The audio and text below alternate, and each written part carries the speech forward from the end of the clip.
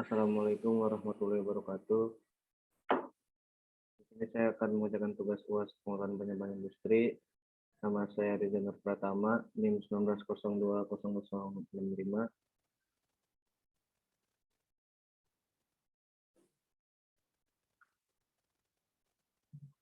Yang pertama itu, apa yang dimaksud pengelolaan limbah B3?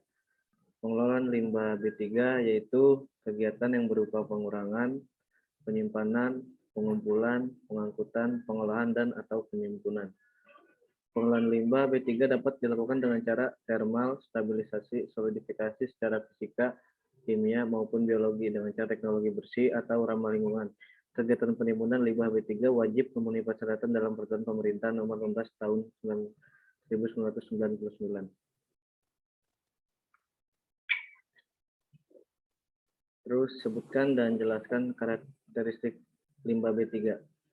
Yang pertama itu ada beracun.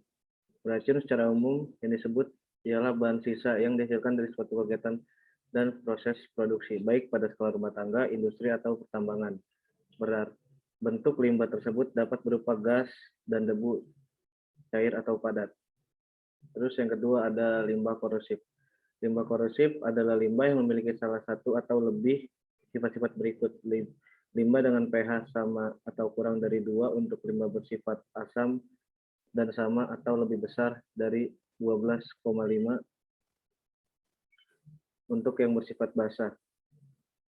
Yang ketiga ada limbah B3 reaktif, yaitu yang memiliki salah satu lebih sifat-sifat berikut. Limbah yang pada keadaan normal tidak stabil dan menyebabkan perubahan tanpa peledakan.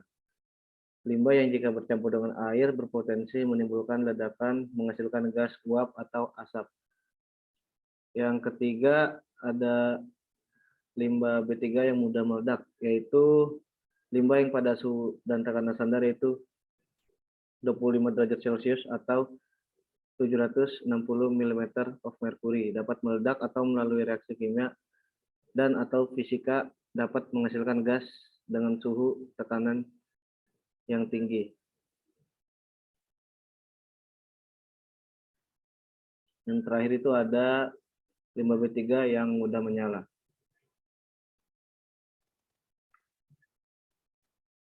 Sebutkan dan jelaskan kategori limbah B3.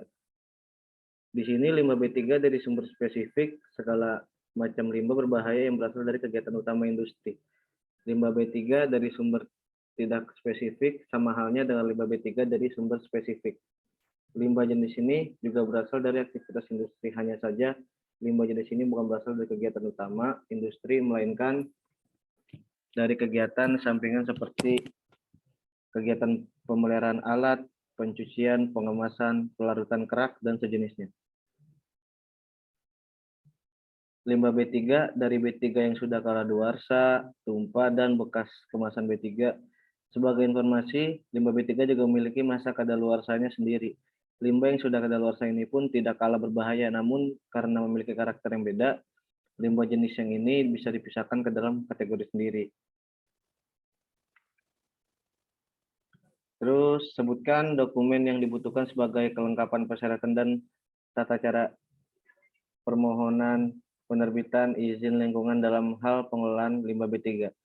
Yang pertama itu ada izin lokasi, yang kedua NPWP perusahaan, ketiga sertifikat ISO 9000 dan 1200 jika ada. Terus ada juga izin gangguan, akte perusahaan, izin mendirikan bangunan atau UMB, dan tanda daftar perusahaan. Terus sebutkan dan jelaskan fasilitas yang dibutuhkan di dalam penyimpanan limbah B3 berdasarkan kategori dan sumbernya. Yang pertama itu adanya bangunan, yang kedua tangki dan kontainer, yang ketiga seal, yang keempat tempat tumpukan limbah, yang kelima was, yang keenam adanya teknologi. Sebutkan fasilitas penimbunan limbah B3. Yang pertama ada sumur injeksi, yang kedua backfilling, yang ketiga pantiling sesuai IPTEK.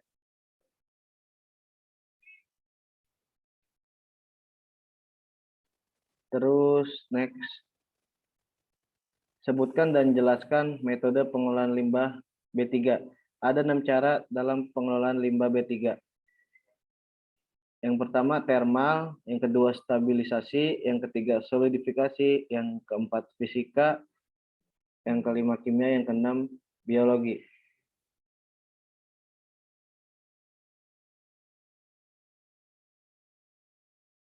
Termal itu sebuah kolom udara naik pada ketinggian rendah atmosfer bumi. Yang kedua itu stabilisasi. Stabilisasi itu proses pencampuran material yang ada dengan bahan penstabilisasi, stabilizer, dan dipadatkan. Yang ketiga ada solidifikasi, yaitu metode pengelolaan limbah B3 yang bertujuan untuk mengurangi kadar toksisitas suatu limbah dengan memperkecil permeabilitas dan meningkatkan kekuatan fisik limbah tersebut. Yang keempat ada fisika, yaitu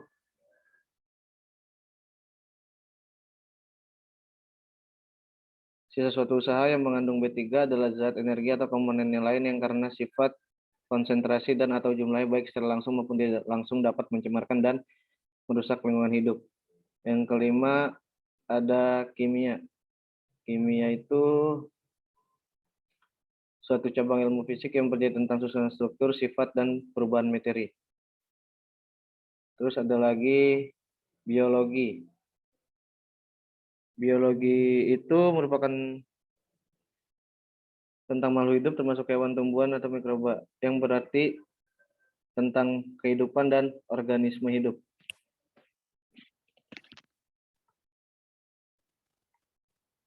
Terus tuliskan dan jelaskan fasilitas penyimpanan limbah B3 berdasarkan jenisnya dan waktu maksimal penyimpanannya. Yang nomor pertama itu ada kategori 1, waktu maksimal penyimpanannya itu 180 hari sejak limbah B3 dihasilkan. Yang kedua, kategori dari sumber spesifik dan tidak spesifik, 365 hari sejak limbah B3 dihasilkan.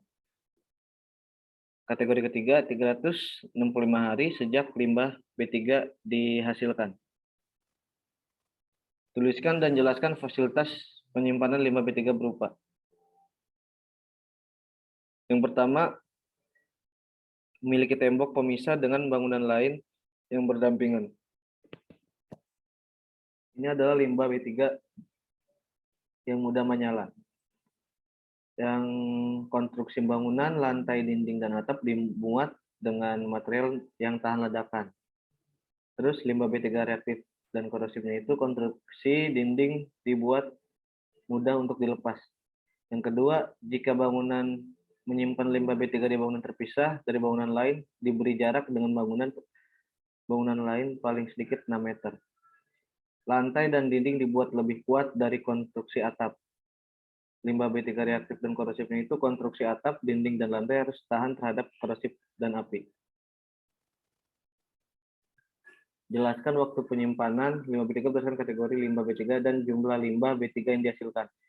Nomor 1 itu kategori 1 limbah B3 50 kilo per hari, waktunya 180 hari. Yang kedua kategori 2 itu 50 kg per hari, 360 hari. Kategori ketiga itu 50 kilo per hari, waktunya itu 360 hari. Sebutkan periode pelaporan pada tiap tahapan pengelolaan limbah B3. Tipe 1 pengelolaan limbah B3 dari transporter, lanjut ke penghasil limbah B3, balik lagi ke transporter, pengumpul limbah B3, dan lanjut ke pemanfaatan limbah B3, lalu pengelola limbah B3 dan penimbun limbah B3. Keterangannya itu garis kanan aliran limbah B3, yang garis ada titiknya itu yaitu keterangannya koordinasi. Gambarkan mekanisme pengelolaan limbah B3 disebutkan dengan waktu pada setiap tahapannya. Prosedur izin TPS LB3 Permen 18/2009. Yang pertama itu permohonan izin sesuai Permen LH 18/2009. Permintaan kelengkapan administrasi, evaluasi kelengkapan administrasi, dokumen, administrasi, dan teknis. Lanjut ke perbaikan, evaluasi teknis, kegiatan opsional bila diperlukan, verifikasi lapangan, peer review teknis. Lanjut ke bawahnya itu ada penetapan khusus, yaitu penolakan izin, penerbitan izin, yang terakhir itu keputusan penerbitan atau penolakan izin maksimal 45 hari kerja sejak diterimanya surat permohonan secara lengkap. Sebutkan jangka waktu proses perizinan pengelolaan limbah B3 pada tiap tahapannya. Kategori pertama, penolakan izin maksimalnya itu 15 hari sejak limbah diterima, minimalnya strip garis. Sebutkan masa berlaku izin dari masing-masing pengelolaan limbah B3. Kategori penyimpanan limbah B3, waktunya itu 5 tahun. Sebutkan contoh pemanfaatan limbah B3 minimal 10. Sebutkan juga sumber limbahnya dari industri apa, limbahnya apa. Nomor pertama itu ada industri logam, sumbernya jenis limbah B3-nya karbon monoksida, pemanfaatannya sebagai reduktor pengelolaan jenis logam. Yang kedua, industri otomotif, jenis limbah B3 nikel, pemanfaatan digunakan sebagai pembuatan kerangka kendaraan. Industri kertas, sumbernya jenis limbahnya itu air raksa, pemanfaatannya mencegah tumbuhnya jamur pada kertas. Nomor 4, industri kecantikan, sumbernya jenis limbah amonia, pemanfaatannya sebagai bahan pewarna. Yang kelima, industri pertanian, jenis limbah B3-nya pestisida, pemanfaatannya sebagai pembasmi hama. Yang keenam, industri kesehatan, jenis limbah B3 formalin, pemanfaatannya sebagai bahan pengawet pada mayat. Yang ketujuh, industri cat, jenis limbahnya kadmium, pemanfaatan digunakan untuk membuat pigmen warna. Yang ke-8, industri semen, fly ash, dan bottom, pemanfaatannya sebagai perekat untuk pemasangan batu bata. Yang 9, industri kabel, tembaga sebagai bahan pembuatan kabel. Yang ke-10, ada industri otomotif, jenis limbahnya asam sulfat, pemanfaatannya sebagai bahan pengisi aki basah.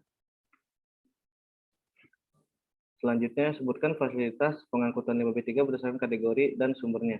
Jelaskan ketentuan informasi yang harus ada pada kendaraan pengangkutan. Yang pertama, fasilitas pengangkutan limbah B3 berdasarkan kategori dan sumbernya.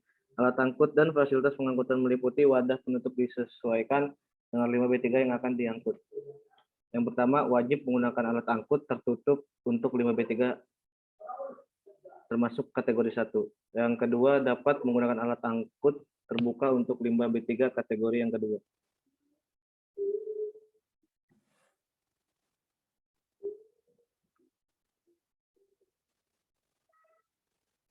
Informasi yang harus ada pada kendaraan pengangkutnya itu harus terdapat simbol dan label limbah B3 yang bertujuan agar mengetahui sifat bahaya pada limbah yang disangkut. Seperti yang pertama, flammable. Yang kedua itu ada reaktif. Yang terakhir itu infectious. Dan label identitas agar diketahui jenis limbah apa yang diangkut, limbah bahaya, berbahaya, dan beracun. Terima kasih. Sekian tugas UAS pengelolaan pencemaran industri dari saya. Kurang lebihnya mohon maaf. Wassalamualaikum warahmatullahi wabarakatuh.